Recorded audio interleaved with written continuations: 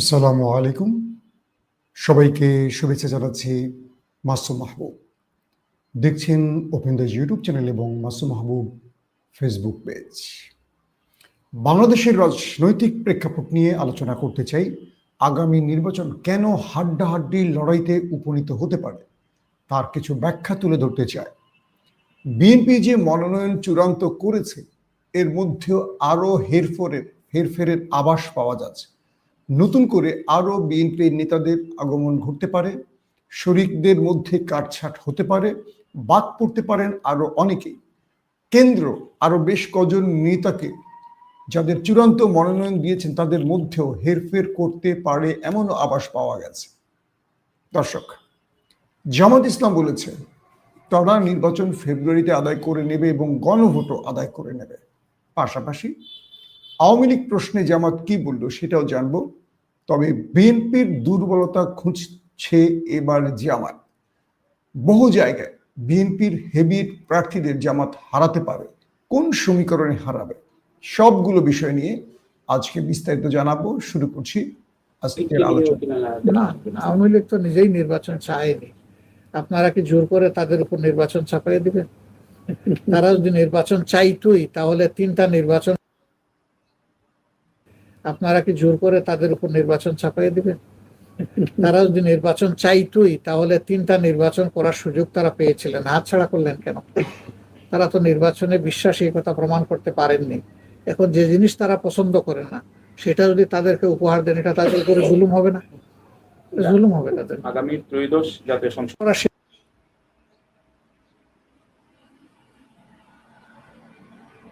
সেই নীতিতেই আমরা আগাচ্ছি এবং শুধু ইসলামী দল না, এখানে ইসলামী দলের পাশাপাশি দেশপ্রেমিক প্রতিশ্রুতিশীল আরো যারা আছেন তারাও ইতিমধ্যে সংযুক্ত হচ্ছেন এবং আরো আপনারা দেখতে পাবেন সংযুক্ত হবে ইনশাল্লাহ। আমরা সবাইকে নিয়েই দেশ করতে চাই। দর্শক, আমরা শুনলাম জামাতের আমির ডক্টর শফিকের বক্তব্য। তার দুটো বক্তব্য খুবই গুরুত্বপূর্ণ। একটি হলো তিনি যেটি বললেন যে জামাত কোনো জোট করবে না। বিএনপি যেমন জোট করছে তার মিত্রদের নিয়ে, জামাত কোনো জোট করবে না। তাহলে কি জামাত একা নির্বাচন করতে যাচ্ছে? বিষয়টা এরকমও না। জামাত এখানে একটা কৌশল নিচ্ছে, সেই কৌশলটা আমি একটু পরে বলছি। তার আগে আমরা একটু বিএনপির দিকে নজর দিই। বাংলাদেশের সবচেয়ে বড় এবং জনপ্রিয় দল বিএনপিকে নিয়ে আমাদের কিছু বিশ্লেষণ আছে, তুলে ধরছি। প্রথম কথা হলো, বিএনপি তার মনোনয়ন যে ঘোষণাটি করেছে সেখানে আমরা 237 জনের নাম পেয়েছি। তার মানে কি 63 জন বাকি যা আছে এরা সবাই কি জোটের প্রার্থী হবেন? পূর্বে কখনো যখন জামায়াত বিএনপির সাথে জোটে ছিল তখনও আমরা দেখেছি বিএনপি জামায়াতকে 20টার অধিক আসন ছাড় দিতে রাজি হয়নি। যেই জামায়াত বিএনপির সবচেয়ে শক্তিশালী পার্টনার তাকেই 20টির অধিক ছাড় দেয়নি। প্রশ্ন হলো, এই মুহূর্তে যখন বিএনপি নির্বাচন হলে বিজয় লাভ করার সম্ভাবনা সবচেয়ে বেশি, সেই সময়টা কেন বিএনপি 63টি আসন ছেড়ে দিল জোটদের, যারা বিএনপি বিহীন একটি আসনে জয়লাভ করতে পারবে না? প্রশ্ন আসছে না আপনাদের মাথায়? এই মুহূর্তে বাংলাদেশের রাজনৈতিক দলগুলোর মধ্যে এমন একটি দল আছে যারা এককভাবে, মানে বিএনপির জোটে যারা আছে তারা এককভাবে নির্বাচন করলে একটি আসন লাভ করতে পারবে? একজনের নাম বলেন কমেন্টে আপনারা।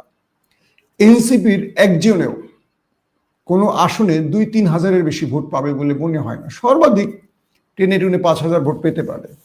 আসম আব্দুর রফ, মান্না ভাই, আমাদের নুরুল হক নূর, রাশেদ, জুনায়েদ সাকি, আন্দালিব রহমান পার্থ, এরা যতটা টেলিভিশন টক শোতে পরিচিত ভোটের হিসেবে তারা ততটা গুরুত্বপূর্ণ নয়।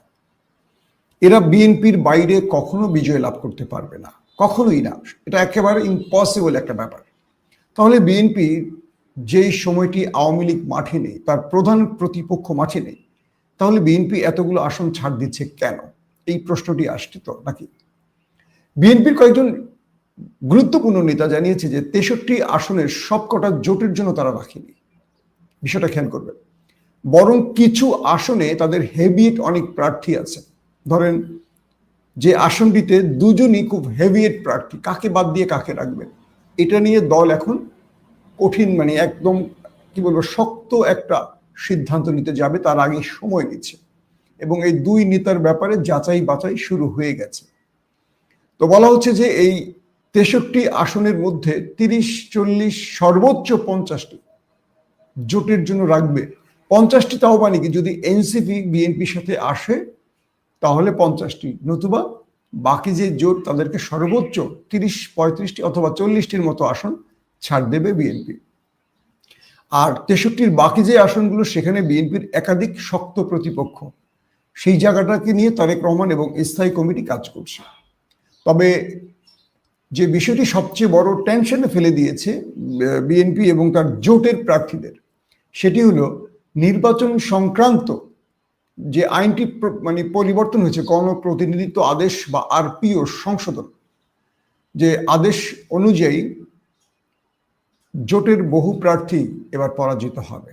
ধরেন আগে কি হতো, বিএনপির জোটেরা বিএনপির মার্কা নিয়ে ধানের শীষ মার্কায় ভোট করতে পারত, আওয়ামী লীগের জোটেরা আওয়ামী লীগের নৌকা মার্কায় ভোট করতে পারত।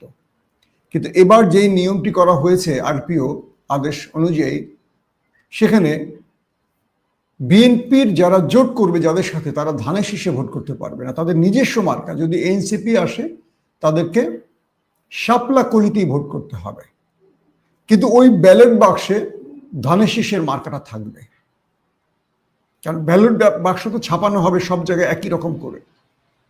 সেখানে নৌকা যদি থাকে, ধানের শীষ যদি থাকে, দাড়িপাল্লা যদি থাকে, লাঙল যদি থাকে, সেই মার্কাগুলো বহাল থাকবে। এখানে একটা ধাক্কা খাবে, এটি খুব কৌশল নিয়েছে। তো এখন যে বিষয়টি হলো যে বিএনপির আন্দোলনের শরিকরা ধানের শীষ প্রতীক অনেকেই কেউই পাবে না, তারা যতক্ষণ ধানের শীষের মানে দলে অন্তর্ভুক্ত না হবে, তারা জোট করলেই মার্কাটা পাবে না। তো এতে দেখা যাবে যে বিএনপির যারা জোট করবে অধিকাংশ নেতাই জিততে পারবে না, মানে যারা জোটে আসবে। সেক্ষেত্রে কি হবে, বিএনপির ওইখান থেকে যে নেতারা আছে যারা স্বতন্ত্র বা বিদ্রোহী হয়ে দাঁড়াবে, তাদেরও জয়ের সম্ভাবনা তৈরি হয়ে যাবে। বিষয়টা কিন্তু মানে বিএনপি নেতাদের জন্য খুব সুখকর একটা ব্যাপার। এখন দেখা যাবে যেখানে নুরুল হক নূরকে বিএনপি জোট করবে, সেখানে মামুন ভাই দাঁড়িয়ে যাবে, নুরুল হক নুরু মাইনাস। জোনায়েদ সাকি যেখানে দাঁড়াবে, তার তো নিজের মার্কা আছে, সেখানে বিএনপির একজন কিন্তু দাঁড়ায় যাবে, দল চাক আর না চাক। জোনায়েদ সাকি আউট। আন্দালিব রহমান পার্থ 17 ঢাকা 17 থেকে দাঁড়াবে, লাঙল তার মধ্যে গরুর গাড়ি, কিন্তু সেখানে তিনি কিন্তু ধানের শীষ পাবেন না। এই জায়গাটাতে বলা যায় যে অনেক বিএনপি নেতার কপাল খুলে যেতে পারে। এইটা কিন্তু দুর্দান্ত একটি বিষয়। আরেকটি ব্যাপার হলো যে আমরা যেটুকু দেখতে পাচ্ছি যে এনসিপি তাদের নাসির উদ্দিন পাটোয়ারি, সে দুর্দান্ত ফাটাফাটি কথা বলেই যাচ্ছে। এখন শেষ পর্যন্ত এনসিপির মধ্যে দুটো বিষয় তৈরি হয়েছে, একটা হলো একটা গ্রুপ বিএনপিতে যেতে চাইছে, একটা গ্রুপ বিএনপিতে যেতে চাইছে না। একটা গ্রুপের বক্তব্য হলো যে বিএনপির সঙ্গে গেলে আমরা খুব সহজে এমপি হতে পারবো, আগামীতে পার্লামেন্টে থাকতে পারবো।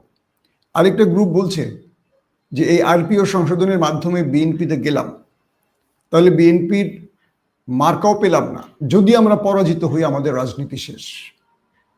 এবং তারাই বলছে যে বিএনপির সঙ্গে আমরা যদি জোট করি, তাহলে বিএনপির অতীতের বা আগামী মানে ভবিষ্যতের সকল অপরাধের দায়গুলো আমাদের নিতে হবে, এবং আমরা যে নতুন রাজনৈতিক দলটি করছি এটা মূল্যহীন বা গুরুত্বহীন হয়ে যাবে। কারণ আমাদের রাষ্ট্রের নতুন করে দলের অস্তিত্ব টিকিয়ে রাখতে হলে প্রয়োজনে বিরোধী চেয়ারে বসে হলেও জনগণ এবং দেশের জন্য কথা বলে আমাদের দলটার গুরুত্ব বাড়াতে হবে। অর্থাৎ এনসিপির মধ্যে দুটো পক্ষ, একটা পক্ষ বলছে যে আমরা বিএনপির সাথে জোট করে ক্ষমতায় আসি, দুই একটা গুরুত্বপূর্ণ মন্ত্রিত্ব পেলে সারা দেশে আমরা কাজ করে জনগণের দৃষ্টি আকর্ষণ করতে পারবো, আগামীতে এনসিপি একটা গুরুত্বপূর্ণ দল হবে।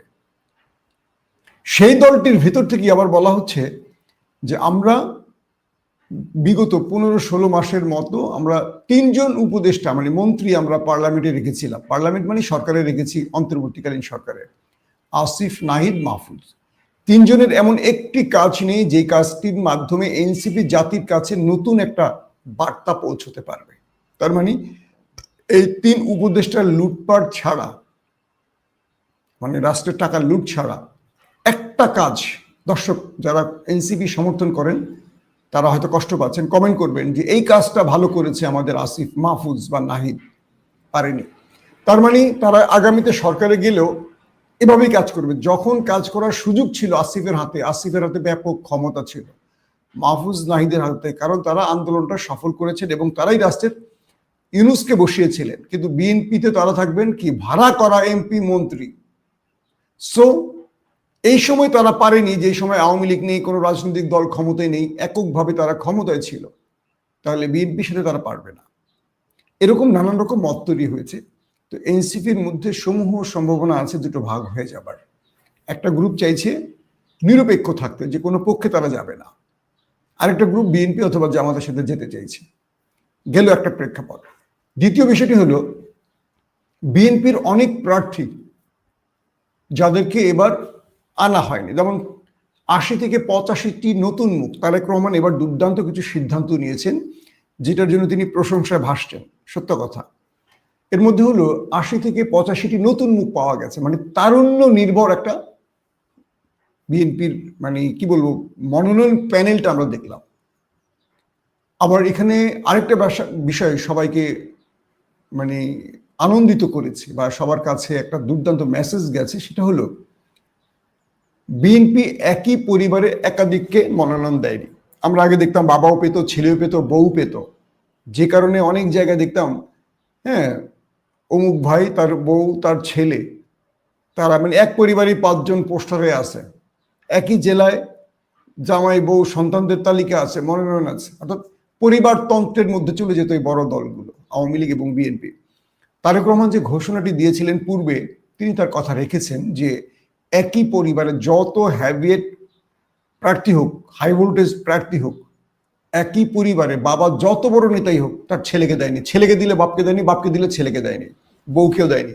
তো এরকম অনেকগুলো বিষয় কিন্তু ঘটেছে এবার বিএনপি। অর্থাৎ বিএনপির এই মনোনয়ন হিসেবটি আমি দেখলাম যে এই দুটো বিষয় সত্যিকার অর্থে খুবই গুরুত্বপূর্ণ এবং বলতে পারি বিএনপির মধ্যে মানুষের আশা জাগিয়েছে।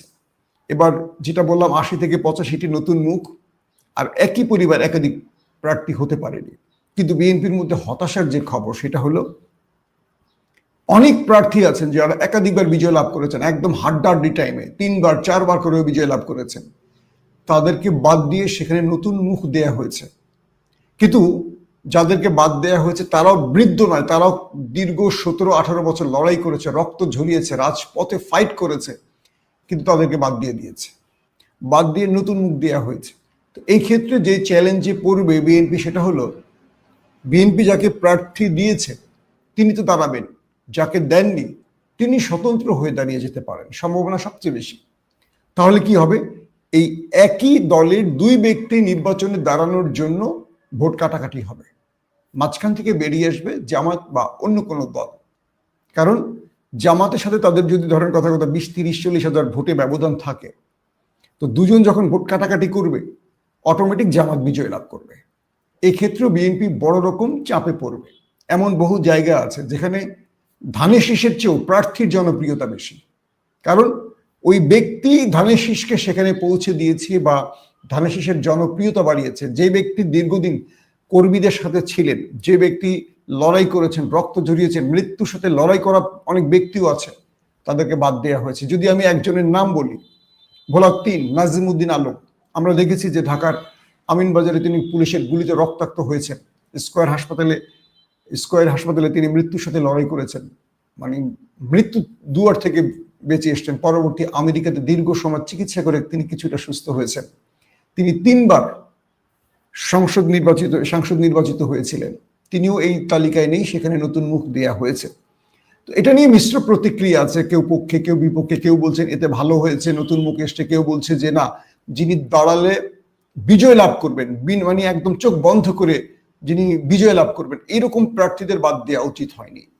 অর্থাৎ এরকম একজন না, আরো অনেক আছে। যেমন আমার খুব প্রিয় একজন মানুষ সোহেল ভাই, হাবিবুর নবী সোহেল, কি করেনি দলটার জন্য, মার খেয়েছে, পুলিশের নির্যাতন সহ্য করেছে, অসাধারণ একজন মেধাবী রাজনীতিক। আমি সোহেল ভাইকে ব্যক্তিগতভাবে খুব ভালোবাসি বা আমি তার সাথে কিছুটা হলেও কাজ করার সুযোগ হয়েছে বাংলাদেশে থাকার সময়, তার মতো ব্যক্তি বাদ পড়েছে, এটা সত্যিকার অর্থে খুব আহত হয়েছে। এরকম আরো বেশ কয়েকজন, তবে রুমিন, ফারহানা, পাপিয়া এদের মতো ব্যক্তিদের বাদ দিয়ে দলের মধ্যে দেখলাম স্বস্তি আসছে যে এদেরকে পুনরায় ফিরিয়ে আনবে কিনা জানি না, বাট এদেরকে আপাতত মনোনয়ন তালিকায় না রাখায় অনেকের মধ্যে আমি দেখছি যে বেশ বিএনপি খুশি, কারণ এরা বিতর্ক ছড়িয়েছে বেশি। আর রুহুল কবির রেজভির বিষয়টি দেখেছি যে তিনি আসলে নিজেই মনোনয়ন চাননি, তিনি আসলে দলের জন্য কাজ করতে চান, আমি এমনটি শুনেছি। আমি একবার রিজভি ভাইকে অনেক আগে বলেছিলাম যে আপনি মানে নির্বাচন করবেন বাকি, সে বলছে আমি আসলে দলের জন্য কাজ করতে চাই, আমার এমপি মন্ত্রী হওয়ার শখ নেই। হইতে পারে আগামীতে তিনি টেকনোক্রেট মন্ত্রী হতে পারে বিএনপি ক্ষমতা আসলে। তো এখন যে বিষয়টি দাঁড়াচ্ছে, জামাত যে খেলাটা খেলছে সেটা একটু আসেন। জামাত খুঁজতেছে তাদের শক্ত প্রতিপক্ষ কোন কোন আসনে, 1। 2 নম্বর, এবার যে মনোনয়ন দেওয়া হয়েছে অনেক বললাম না গুরুত্বপূর্ণ ব্যক্তি বাদ পড়েছে, আবার অনেক টাকার মাধ্যমে কেন যেন মনে হচ্ছে যে টিকে গেছে টাকা, যেমন চট্টগ্রামের আসলাম বাদ গেছে, উনি দলের জন্য খুব নিবেদিত লোক ছিলেন, আমরা শুনতে পাচ্ছি গণমাধ্যমের সূত্রে। আবার এরকম অনেকগুলো আসন, আমি তালিকা ধরে বলতে চাই না, যে আসনগুলোতে বিএনপি প্রার্থীদের জনপ্রিয়তা ছিল সর্বাধিক, কিন্তু হাইকমান্ড তাকে দেয়নি। কেন দেয়নি জানি না, দিয়েছে এমন প্রার্থীকে যিনি এলাকায় জনপ্রিয় না। এই প্রার্থীগুলো পরাজিত হওয়ার সম্ভাবনা আছে। সম্ভাবনা মানে কি, ধরে নিতে পারেন যদি ফেয়ার ইলেকশন হয়, বিএনপি অনেক জায়গায় তাদের এই ভুল মনোনয়নের জন্য পরাজিত হবে জামাতের কাছে। এখন বলবেন যে জামাত এত বড় দল নয়, একটা হিসেব আমি আপনাদেরকে বলে দিচ্ছি, জামাতকে আমিও বড় দল মনে করতাম না, কিন্তু 4টা বিশ্ববিদ্যালয়ের বিজয়ের পর আমার কাছে মনে হচ্ছে বাংলাদেশের রাজনীতিতে একটা বড় রকম পরিবর্তন আসতে যাচ্ছে। আরেকটা বিষয় হলো আওয়ামী লীগের ভোটগুলো বিএনপি মেবি নাও পেতে পারে, এটা অনেকেই যোগ বিয়োগ করছেন যে এই জন্য আওয়ামী লীগের পক্ষে কথা বলছেন, না বিষয়টা এরকম না।